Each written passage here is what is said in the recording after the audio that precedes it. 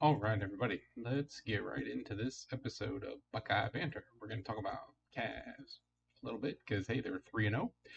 We're going to start off with the Browns Jets reaction and the playoff scenario. So, without further ado, let's get right into this edition of Buckeye Banter.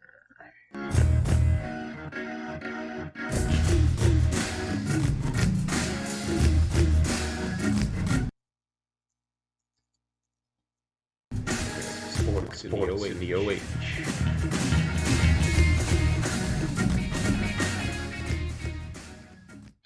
All right, so Jets game.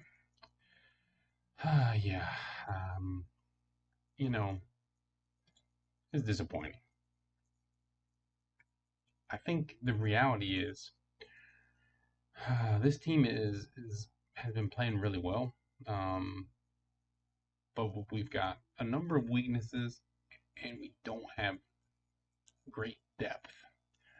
And those two things really came back to bite us. This Jets team in the last couple weeks is playing a lot better. I'm not sure what's going on there. They're obviously costing themselves some significant places in the draft coming up. They already lost the Trevor Lawrence sweepstakes, and now they're looking at being further down the list after winning 2 games. So um, you can say a lot of things about uh, the hard times of COVID and how they've impacted the numbers of teams. I think Denver and the Browns have now officially got it the worst. Um, when you lose an entire group, um, that's really hard to overcome. And let's not fool ourselves. We lost the entire group. Um, yeah, 4 guys. That's the wide receivers that see the field. We didn't have a single wide receiver on the field who had caught a pass from Baker this season. We had a couple guys who had been active for games, who probably got some action on some special teams, maybe saw the field a couple times. Um, things got so crazy. This team actually went out and practiced in the parking garage in the morning in the freezing cold just to get some reps. I'm talking about doing a walkthrough in a parking garage in the freezing cold after delayed flights, arriving late. They just knew they needed to get some sort of cohesiveness together, and they obviously still didn't have it. All things considered, I think these wide receivers played admirably. I appreciate Baker's take. Baker was very much taking the blame for this. You could tell he was destroyed. Um, and I appreciate that from him. I think there's a lot of people out there hating on Baker right now. This is not Baker's fault. Yesterday was crazy, and they just had a lot to overcome. 4 wide receivers, number of starters out on the offensive line, and that offensive line obviously was impacted by it. We have Nick Harris and Kendall Lamb performing as admirably as you can in this situation. Um, Linebackers we were missing as well. There were moments when I really thought the team was going to pull it off, and I think that's another big indicator for me is you could tell that even after they gave up 20 unanswered points to the Jets and they were ticked, but they kept trying and they kept throwing punches. Sendejo, after he made that one big hit, jumped up and everybody was pumped, and just a number of different things that I think show this is a different team and a different mentality. For a while, the Browns were in this mode of finding ways to lose. And yesterday, it seemed like, even though they didn't win, that they were still trying to find a way to win in a very, very difficult situation for them. So I would say that all things considered, we should be disappointed, but um, all things considered, we didn't. It wasn't a disgrace. Is it sad to lose to the Jets? Sure. But I gotta tell you, this is the thing about the NFL, right? Even the worst team in the NFL, if they get to play the best team in the NFL, whoever you think that is this year, if it's the Chiefs, if it's I don't know, let's go with the Chiefs. They're the I think the only one to clinch the number one seed yet. If we go with the Chiefs, you take away the top 4 wide receivers, a couple starters on the offensive line, and a couple starters at linebacker, put them up against the Jets. They might win. I'm not going to say that the Jets wouldn't beat them. It's going to be close. So don't think for a minute that, this was all of a sudden, the we're terrible again or something. We're not, thankfully. Now, what we need to be hoping for is that we get some of these guys back as soon as possible. That we can get some practice in, and that we can at least get a couple of these guys, if not all of them, back for this week. Now, it seems like most of this was contact driven and not actual positive tests from what all the reporting has said, which is also, I think, part of why the game didn't get moved. Also, it was really hard to move the game because where are you going to move it to? There's no time left. The NFL is determined to start their playoffs and get their Super Bowl in. So, where are we at now? Here's the good news. We control our own destiny. If we beat the Steelers, we are in. That's it.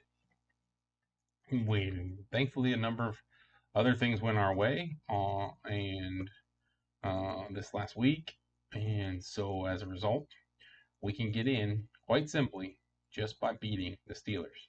Now, that's not an easy task, but you know what? They've shown lately that they are beatable.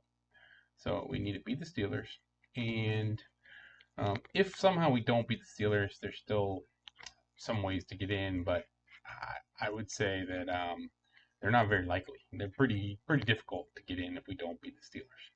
So let's beat the Steelers, and let's not count on a need for a couple other teams to lose potentially for us to get in. Let's go out and let's do what we need to do to seal up this playoff berth. First, let's get some guys back, and then let's see what we can do to lock down the Steelers, who hopefully will rest some guys. Yeah, I'd love to beat the Steelers full strength, but you know what? I'm willing to admit more than anything, I just want to make the playoffs. So let's just get this victory on Sunday and get in.